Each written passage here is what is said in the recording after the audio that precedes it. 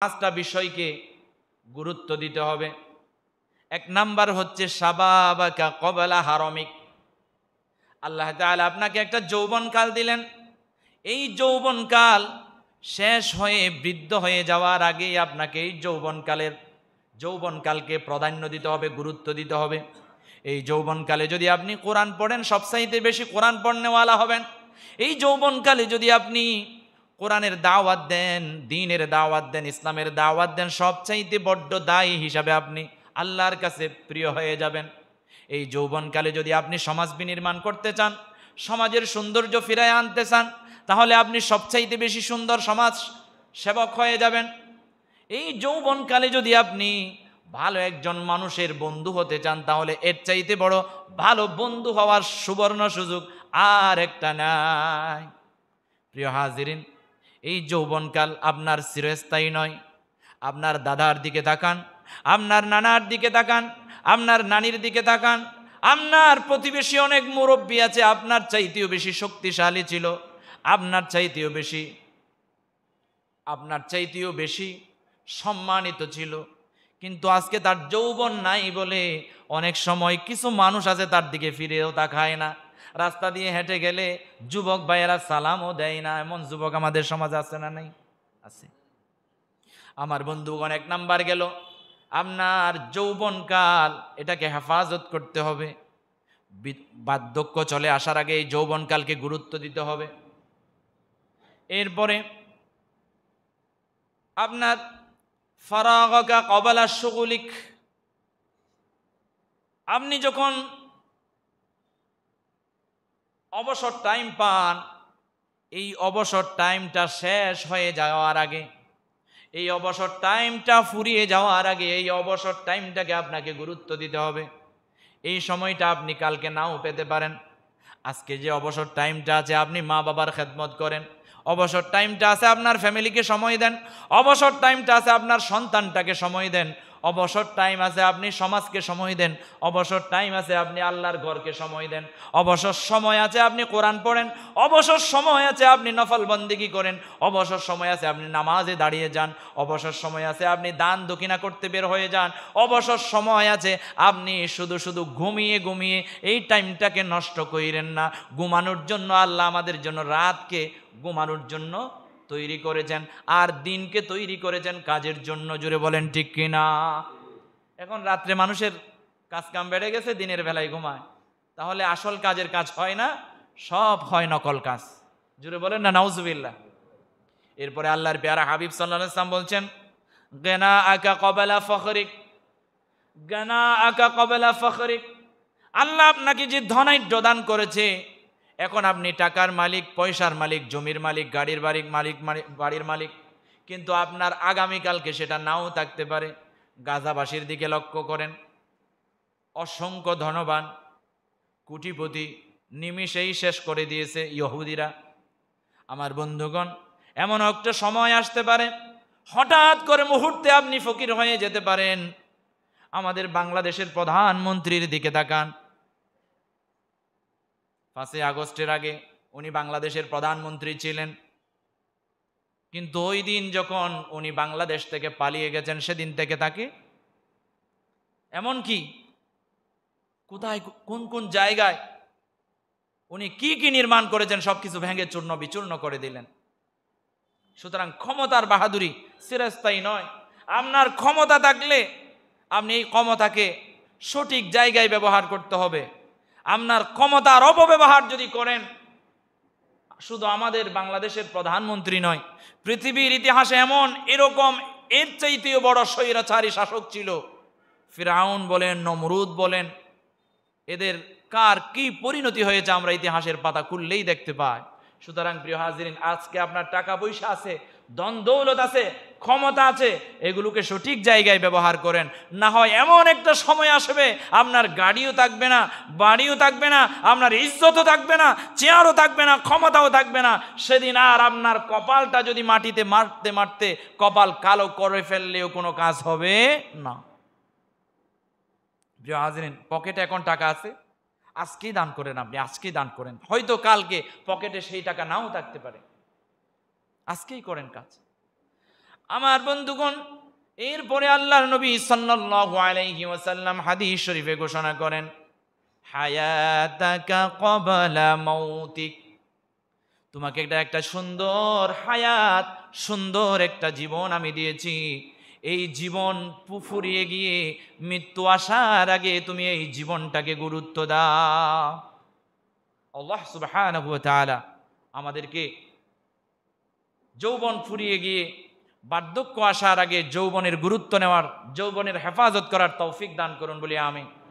এরপরে ফকির হয়ে যাওয়ার আগে ধনাঢ্যকে গুরুত্ব দেওয়া, এরপরে আপনার সময় চলে যাওয়ার আগে অবসর টাইমগুলোকে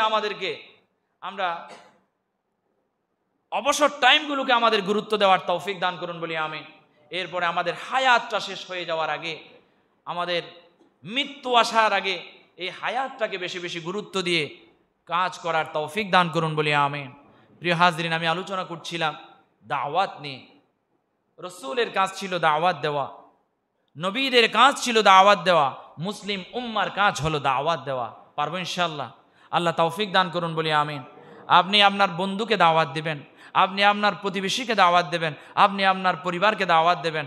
আপনি আপনার আত্মীয় স্বজনের ভিতরে কোন ব্যক্তিটা নামাজ পড়ে না, কোন ব্যক্তিটা খারাপ কাজে লিপ্ত, কোন ব্যক্তিটা চুরি করে, কোন ব্যক্তিটা ডাকাতি করে, কোন ব্যক্তিটা অন্যায় কাজের সাথে জড়িত, ফাইন্ড আউট করে তার কাছে চলে যান, তার সাথে সুন্দর আচরণ করেন, তাকে দাওয়াত দেন, দাওয়াতি কাজে ভূমিকা পালন করেন, তাহলে আপনি সফল কাম হবেন।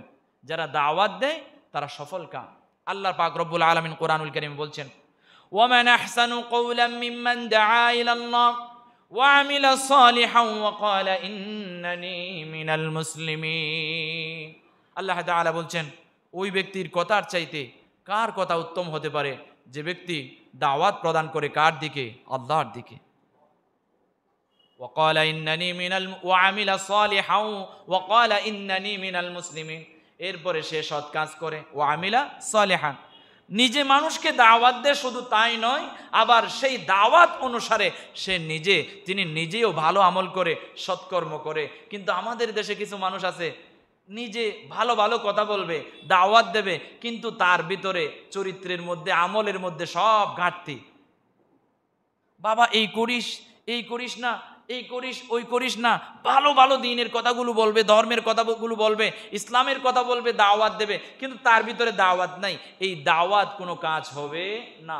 আগে নিজেকে দাওয়াত দিতে হবে। এই জন্য আল্লাহ তাআলা বলছেন যে মানুষকে দাওয়াত দিবে তো দিবে, ওয়া আমিলা সালিহান, নিজেকেও সৎ কর্ম সম্পাদন করতে হবে। এরপরে বলতে হবে ওয়া ক্বালা ইন্নানি মিনাল মুসলিমিন, আমি মুসলমানদের মধ্যে একজন। সে বলবে, নিজেকে পরিচয় দিবে, আমি একজন মুসলমান, আমি শান্তিকামী মুসলমান। যারা মুসলিম, প্রকৃত অর্থে মুসলিম, আমি ওই মুসলিমদের মধ্যে একজন। সুবহানাল্লাহ বলেন। আল্লাহ তাআলা আমাদেরকে দাঈর ভূমিকা পালন করার সবাইকে তৌফিক দান করুন বলি আমিন।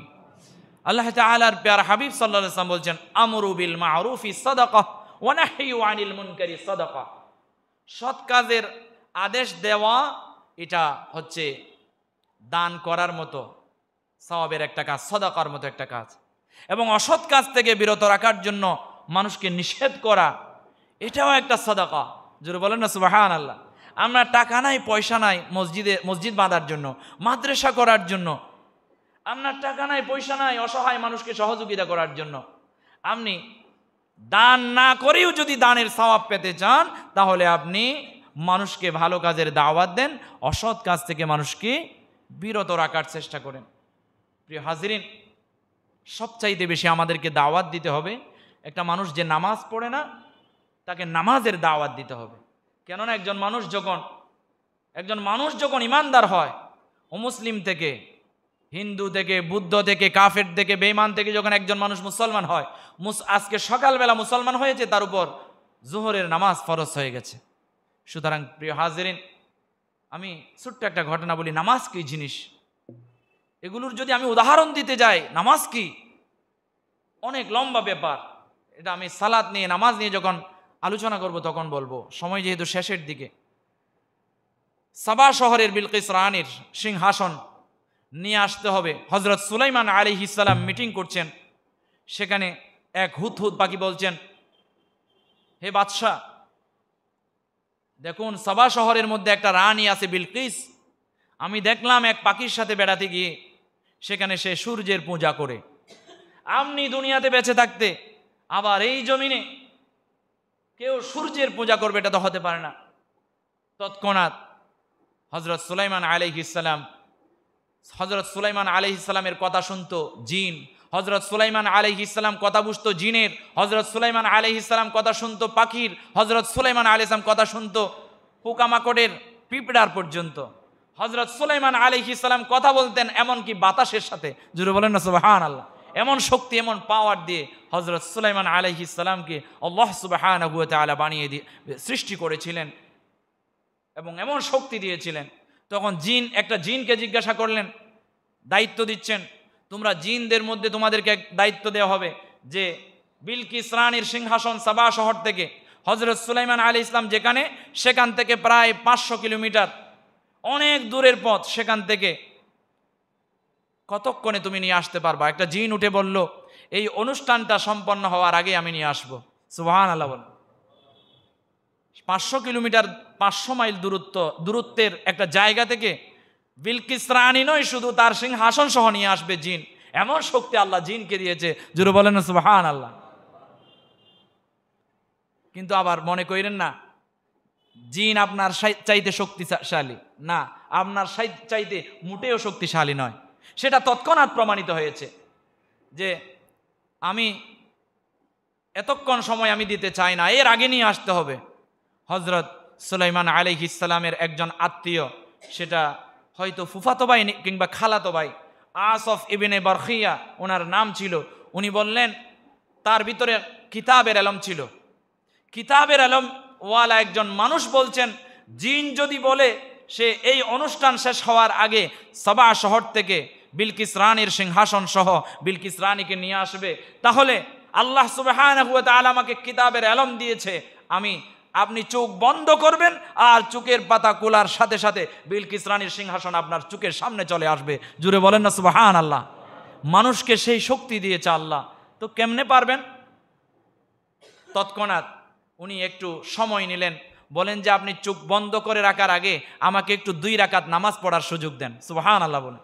2 রাকাত নামাজ পড়ে আল্লাহর কাছে চাইলেন, আর এরপরে বললেন আপনারা সবাই চক্ষু বন্ধ করেন। চোখ খোলার সাথে সাথে 500 কিলোমিটারের দূরত্ব থেকে সাবা শহর থেকে বিলকিস রানী সহ সিংহাসন সহ এখানে চলে আসছেন যে সুলাইমান আলাইহিস সালামের সামনে। জুড়ে বলেন আল্লাহু আকবার। সুতরাং প্রিয় হাজিরিন, নামাজের এত পাওয়ার, নামাজের এত শক্তি।